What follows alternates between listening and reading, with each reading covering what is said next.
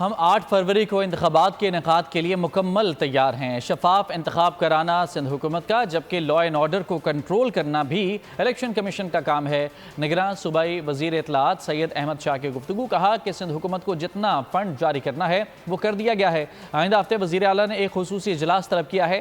اجلاس میں انتخابات کے انتظامات اور حساسیت پر بات ہوگی۔ سندھ حکومت 8 فروری کو الیکشن کرانے کے لیے مکمل طور پر تیار ہے۔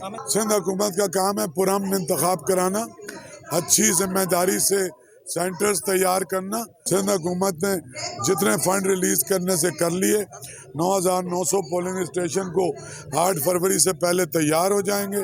اگلے ہفتے ایک خصوصی کیبنٹ میٹنگ بلائی ہے چیف منسٹر صاحب نے، جس کا صرف فوکس جو ہے وہ 8 فروری کے الیکشن، لا اینڈ آرڈر کی صورتحال اور سینسٹیویٹی۔